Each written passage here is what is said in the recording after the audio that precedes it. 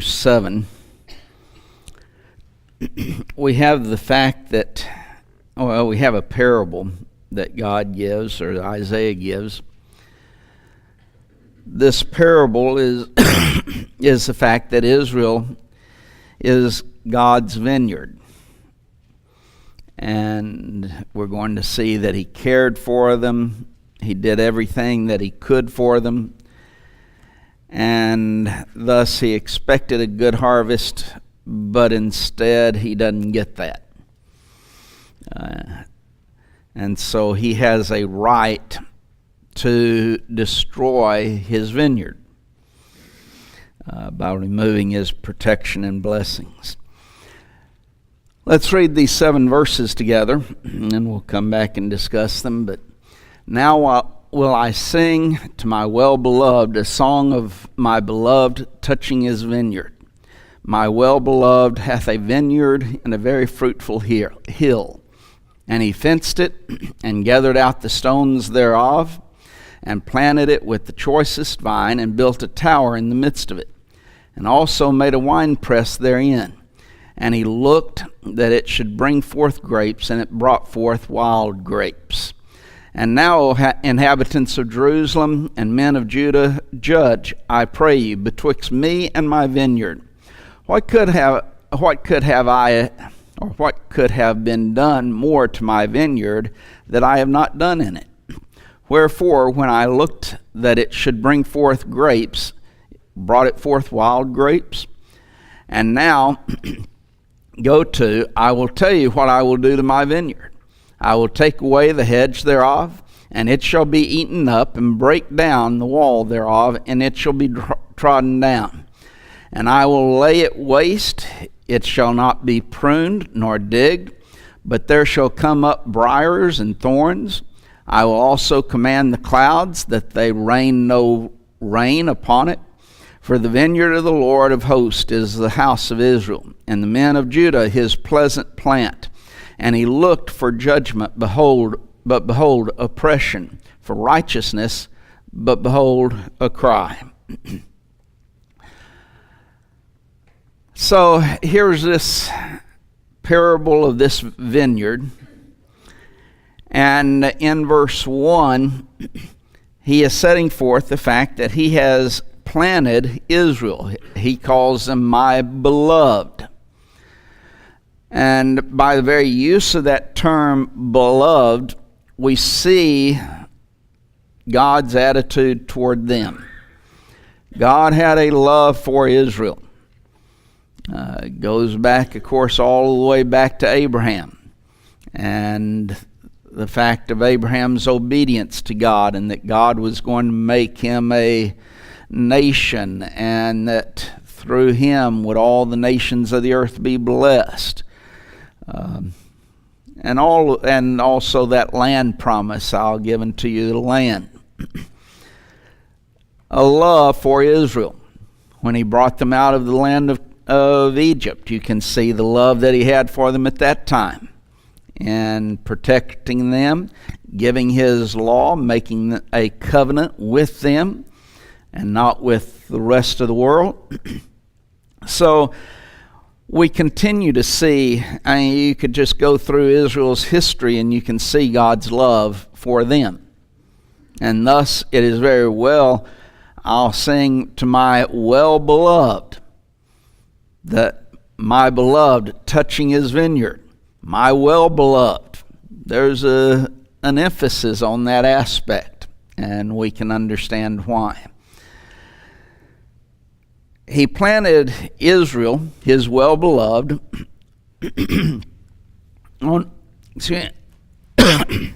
on a very fruitful hill. Dealing with, this is a very fertile place, showing that they should produce the finest of fruit. If you, let's say a farmer goes out and finds the very best land that there is, and he buys that land and then starts planting his crops on that good soil, doesn't he expect a good produce? And he would be wondering what's wrong if it doesn't produce well, wouldn't he? That's what God is saying with Israel. I've given you the very finest place that there is. Now then, I've done everything that I can for you. You should have produced good fruit. It was literally a fruitful place. If you remember the 10 spies they came back, the grapes were so big they had to, 2 men had to carry a cluster of grapes. It had been well prepared by God by those people. They were going to have to try it out, but it was prepared. It was prepared for them. You're right that the spies came back having to carry the grapes on a pole between 2 people or 2 men. That's a fruitful field, fruitful area. And God gave them that land. And yes, they had to go in, they had to fight the battles, but God was fighting for them, as is beautifully illustrated by the taking of Jericho. But while they had to take the land, God gave them the land, a fruitful land, land that should have produced greatly for them. So in verse 2, he talks about this very fruitful hill, and he fenced it and gathered out the stones thereof and planted it with the choicest vine and built a tower in the midst of it and also made a winepress therein. And he looked that it should bring forth grapes, and it brought forth wild grapes. So here, even though this is the choicest land, very fruitful hill, he still did everything that was necessary for them to produce good fruit. He gave them the very best chance of producing a fruitful growth. It talks about building fenced it in where nothing evil could get in, nothing bad, keeps all of the bad out. He gathered out the stones thereof. So if there's stones there, he gets rid of them. Then he planted it with the best vines. There's cheap seed, and then there's expensive seeds, aren't there? Well, he's saying basically, I spent the most money and got the best seeds available to plant in this vineyard. He built a tower. The purpose of the tower would be to be able to watch over the vineyard, make sure that no one comes in and robs it or sows evil seed therein. So it keeps out both animals and man. Built a wine press, and that, of course, is in relationship to grapes, the vine, and thus when harvest comes, you need the wine press to press out all of the juice, and thus have the juice that's available. Well, he builds the wine press in expectation of a good crop. So that's his expectation. Yet with all of this that we talk about here, and that God has done to assure a good crop, instead of it bringing forth grapes, it brings forth, he says, wild grapes. That is, they are corrupt, putrid grapes. Now then, if you remember back in the previous chapters that we've gone through, he is now describing the state of the Jews. That the Jewish nation itself should have been producing good fruit, but instead they were corrupt, putrid, they were evil now. Even though God has done all of these things for them. And that includes, giving them his law when they come out of the land of Egypt, giving them the land. That includes sending prophets to them, whether they be just oral prophets. Where's the book of Elijah, for example?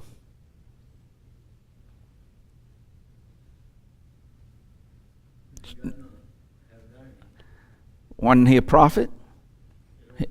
He was a prophet, but he didn't write anything that we know of, that we'd have record of. So there's oral prophets, there's written prophets as well.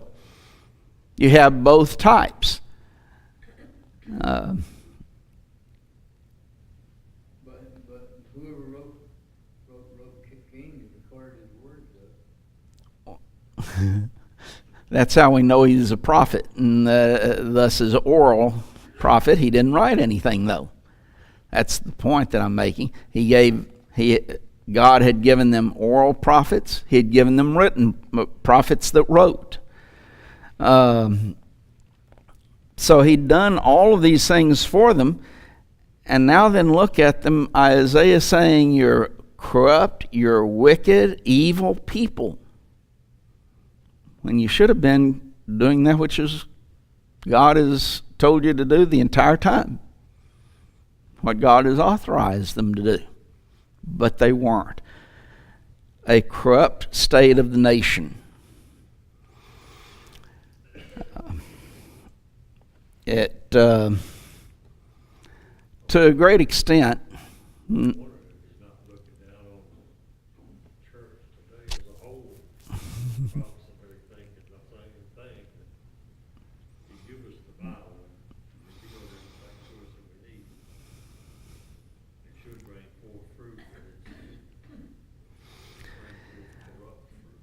if you want to make the application, you're using it in relationship to the church. You could use it in relationship to the world.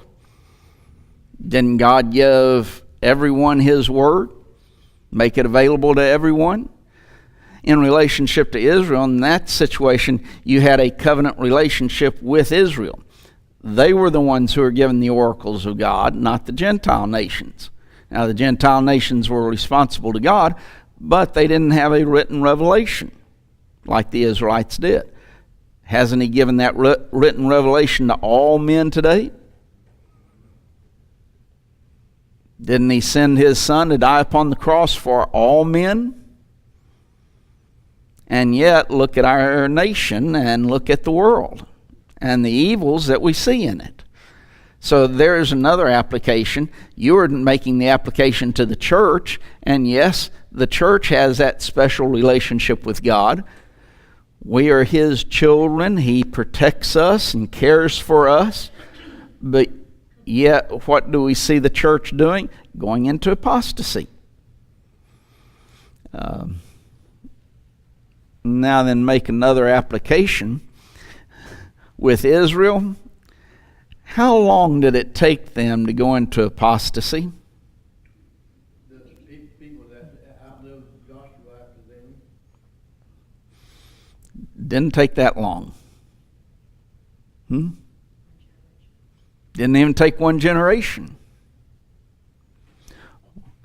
Moses went up to the mountain to receive the law after God had given them the 10 Commandments. What does he do when he comes down from that mountain? He was gone 40 days, so I guess 40 days. There's 40 days that he's on the mountain. God says, go down. People are corrupting themselves. And he comes down, and what happens? He throws those tablets that were written by the finger of God down and breaks them. Because why? The people had already gone into idolatry.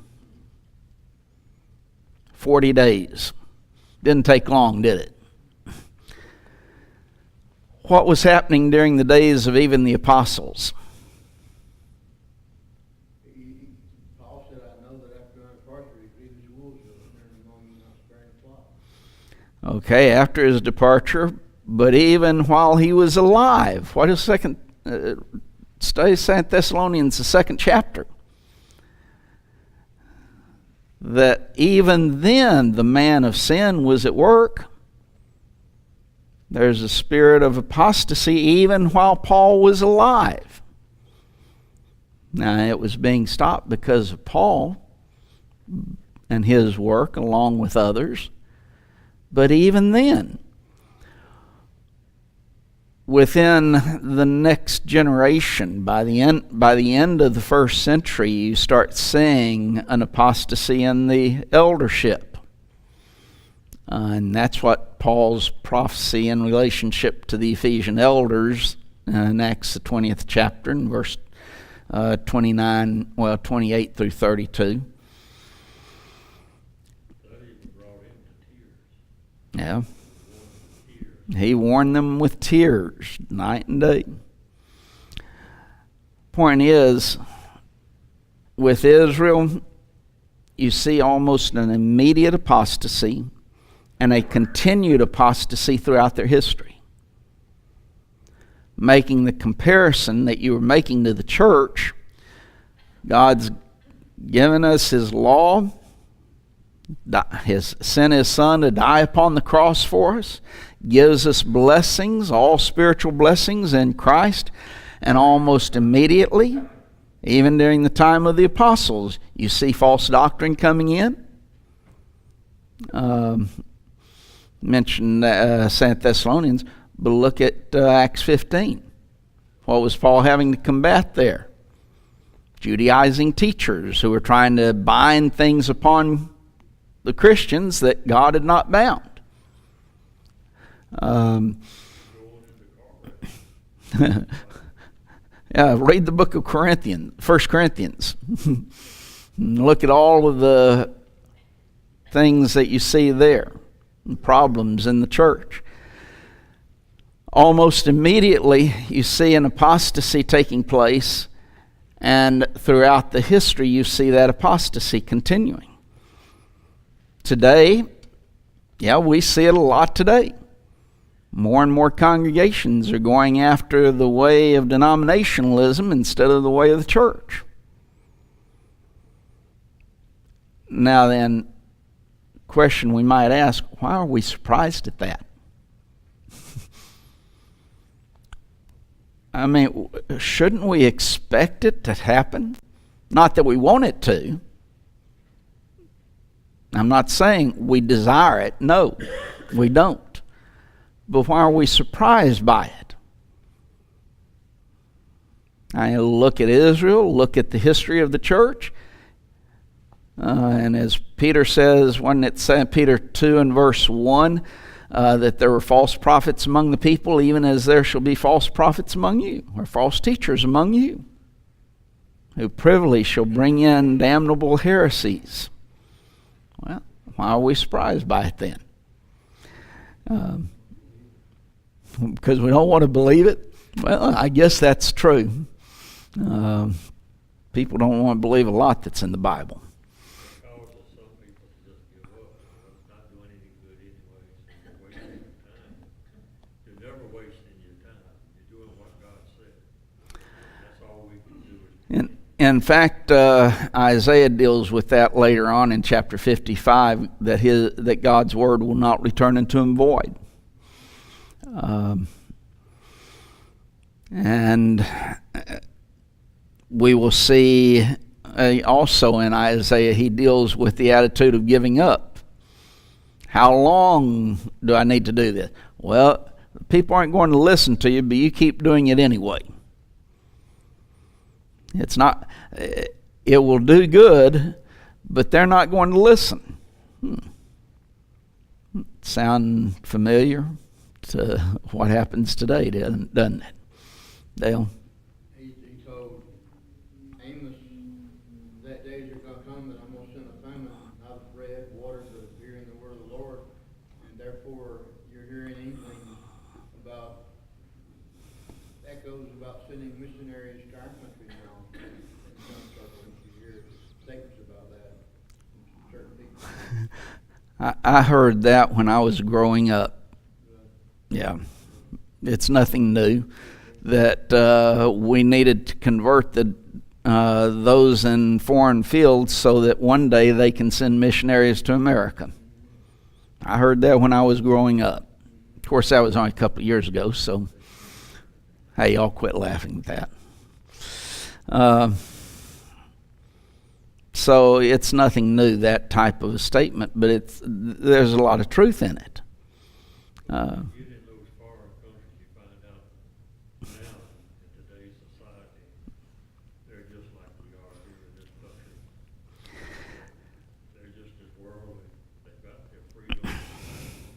A lot of it depends on where they are.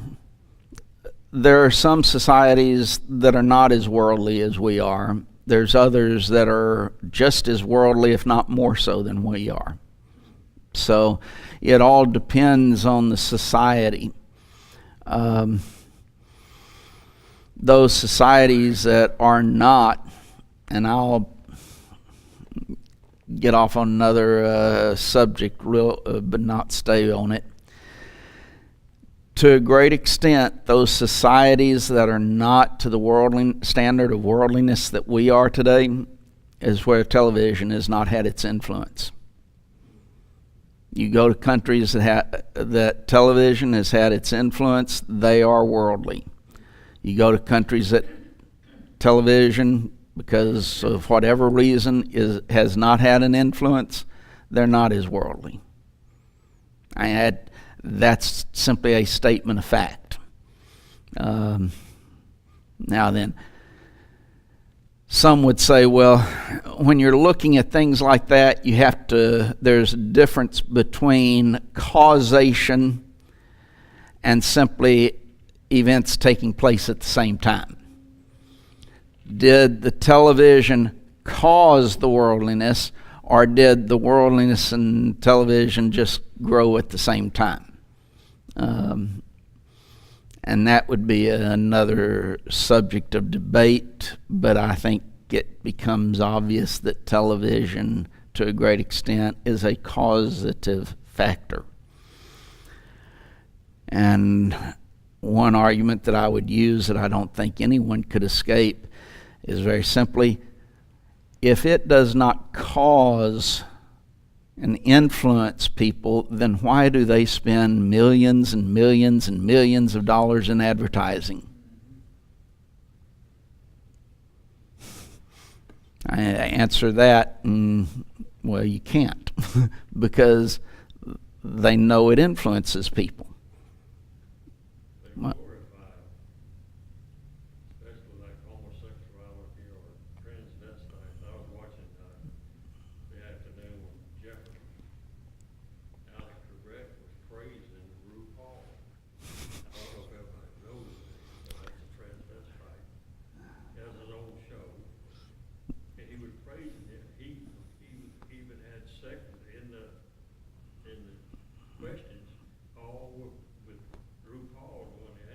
About RuPaul.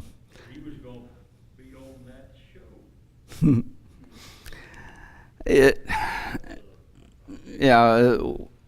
It glorifies those things, and by glorification of it, it influences people that way. Another way is it ridicules the righteous and righteous thoughts. How many have ever watched All in the Family? I think that was his name, with Archie Bunker and all of that. Most of you have. You want to be like Archie or Meathead? Of course, Meathead, I don't remember the son-in-law's name, so I saw it. But he was the one who was educated, wasn't he? He's the one who was kind and nice to people, wasn't he? Whereas Archie was the bigoted, ignorant, God-believing person.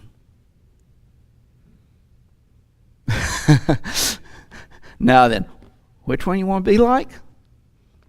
You see, they ridiculed that aspect. You could say the same thing about MASH. How many watch that? I mean, you remember the father? I've forgotten his name too.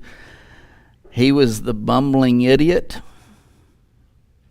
whereas, I don't even remember their names now, Hawkeye and all of these others, they were the smart ones, the intelligent people, and all of these other. Same thing with, what was it, Frank Burns, his name. He supposedly believed the Bible, but what would he do? Committing fornication all of the time.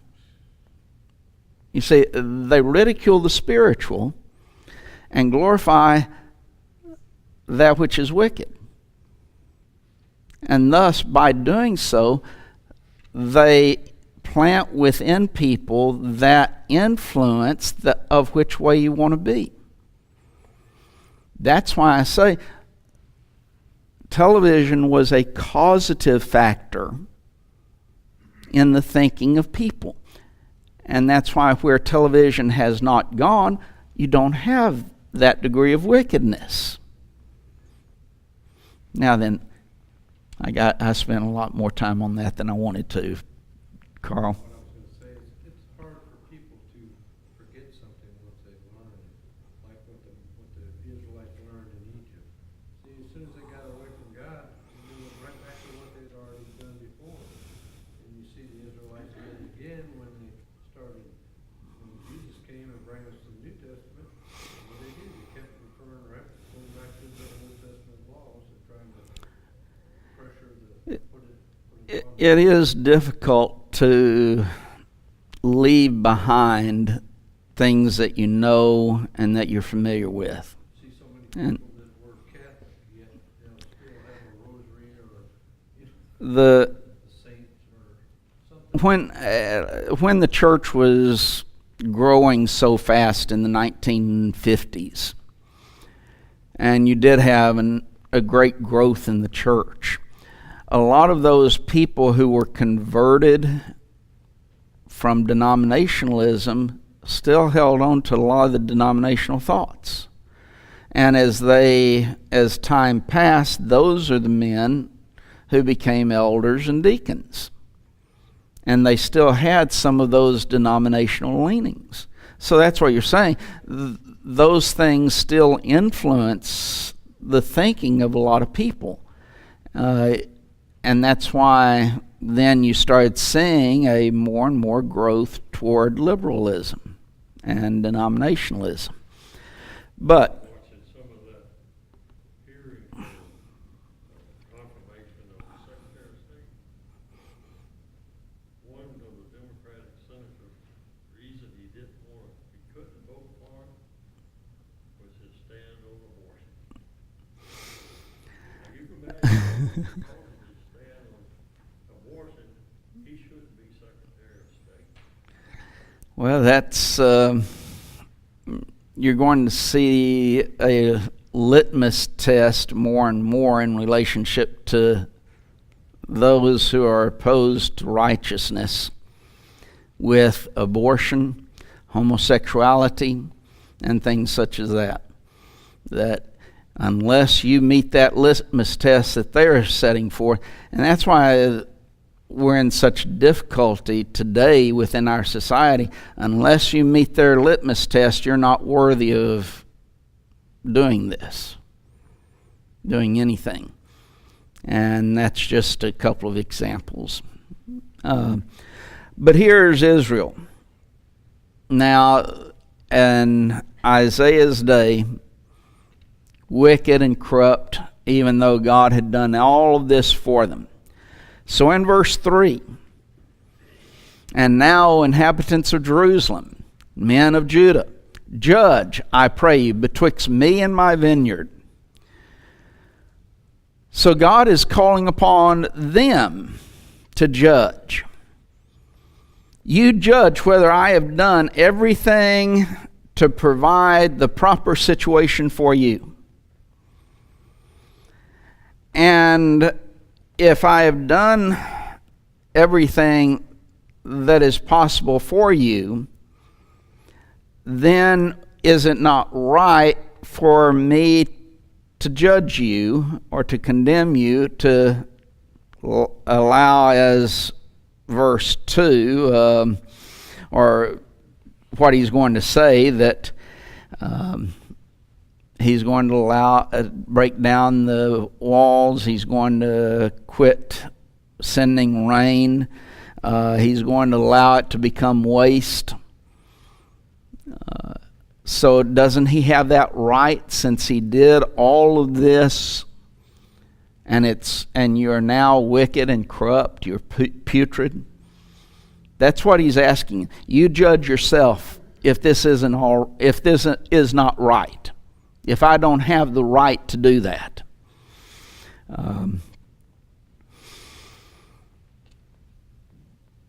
Making another application to our nation. Would not God have the right to destroy our nation because of the wickedness that is in this nation? When you consider, and yes, I believe that God blessed this nation, not because it was a Christian nation, because the only Christian nation is the church. But this nation was founded upon Christian principles. And to a great extent, it upheld the morals of what God set forth. And thus, I believe God blessed it. Solomon said, righteousness exalteth a nation, sin is a reproach to any people. Well, because of the righteousness of this nation, God blessed it. Wouldn't he have the right then to destroy it because of the putridness of this nation now? Well, that's what he's saying here. Judge. You make your own judgment. Isn't this right? Talking about what God has done, I believe. In this, yes. Yeah. God is the one who went out and done all this. God did this for you. That's exactly what he's saying. God is the one who did all of this for the nation of Israel. And now then you have returned this, as he puts it, wild grapes, which is corrupt grapes, putrid grapes. And so he asks in verse 4, what could have been done more to my vineyard that I have not done in it? Wherefore, when I looked that it should bring forth grapes, brought it forth wild grapes. So the question, what more could I have done, is what God is saying.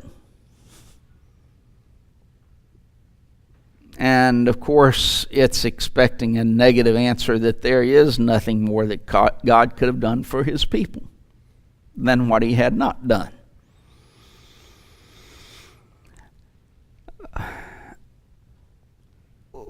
This is kind of an aside, but it parallels what you see here to a certain extent. In talking about baptism and the purpose of baptism, I've sometimes asked the question, if God wanted to express that baptism is necessary for salvation, what else could he have said that he has not said? What words could he have used that he has not used? I don't know of anything else he could have said. When he says, you start saying some of the passages, Mark 16:16, he that believeth and is baptized shall be saved. Acts 2:38, repent and be baptized every one of you in the name of Jesus Christ for the remission of your sins. Acts 22:16, that baptism washes away sin. That it's being baptized into Christ's death and in burial and being raised with him out of that grave. And that is a form of obedience. Romans 6 chapter verse 3, 4, and 17 and 18. 1 Peter 3:21, baptism doth also now save us. How could he have expressed it in any other ways other than what he has expressed it as? I don't know of any other way. And all the examples you have, people desire, they ask, why can't I be baptized? What must I do? It always comes back to that aspect. And so that's kind of an aside, but it parallels what God is saying to Israel in relationship to this. What more could I have done? And with baptism, you still have people rejecting it, even though, what more could he have said? How else could he have expressed it? Now, and to the Israelites, he's saying, what more could I have done?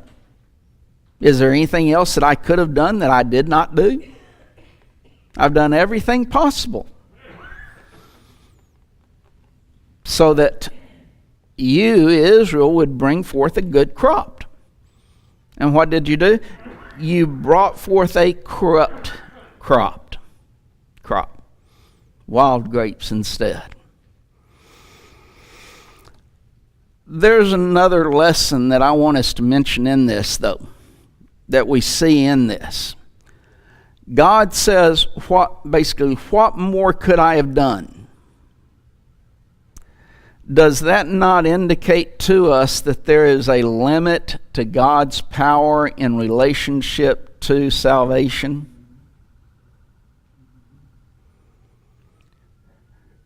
Yeah, he's limited to what you will take by his word. Well, the point is, God's power in salvation will never override man's freedom of choice.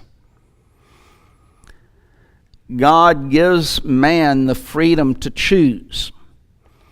God will never override that freedom of choice that he has allowed man.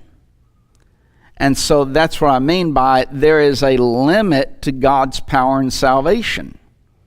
Now, yes, it's limited to his word, but it's limited from the standpoint of man's acceptance of that word or rejection of that word. But it is in man's decision at this point in time. Now, the Calvinists who basically have rejected man's free moral agency to say that God has predetermined everything, predestination. And that's Calvinistic predestination. There is a biblical predestination. We're not talking about that. But God has predetermined the salvation or the damnation of individuals. That's Calvinism.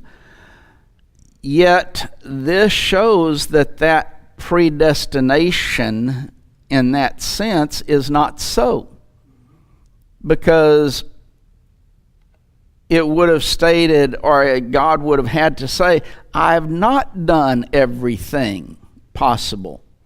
Because you are now a corrupt tree. In fact, it would have been God who made them a corrupt tree. And so God did not do everything.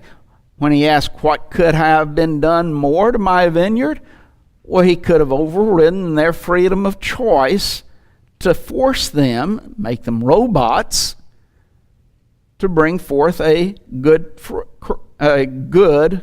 crop, to bring forth good grapes. But he could not do that. Why? Because he has given man freedom of choice, and his power will not override that freedom of choice. In the world, looking at all this evil from a God that cannot lie. You will not ever do anything that's going to be untrue if you read God's word. It's obvious. If you can't lie, where are you going to get anything that would contradict his word? You won't. It won't happen, right? Well, nothing's going to contradict his word. But in relationship to man's freedom of choice, that's the whole point. And it is man's freedom to choose to do it or not do it. God's not going to override God or deny man's freedom of choice. That would be part of this when he said, let's create man in our own image. I believe that is the part of the aspect of being created in God's image, that we do have that right to choose. Dale, you wanted to ask something? I just wanted to add two verses. So pointed. Hebrews 2:9, he takes to death for every man, and whosoever will.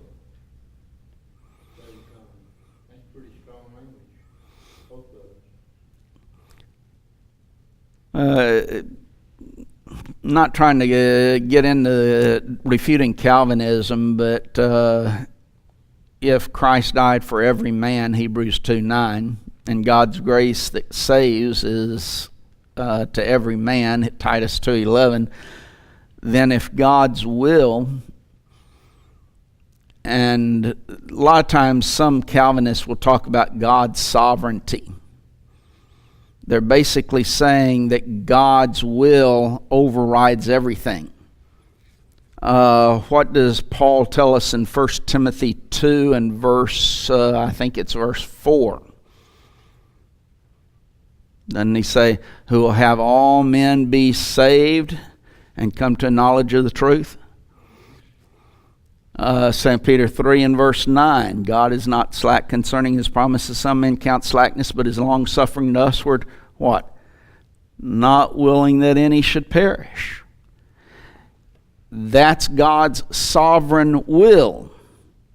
If God's will overrides, or man does not have the freedom of choice, then what's the result? All men will be saved. Because that is God's will. But the fact is, God's will, sovereignty, will not override man's choices. You have a balancing act there, that God does all of this. He's done all of this for Israel. Yet he could not force them to produce good grapes. They made the choice to reject God's will, and as a result bring forth wild grapes. So we'll end there, and Lord willing, next week we will start with verse 5.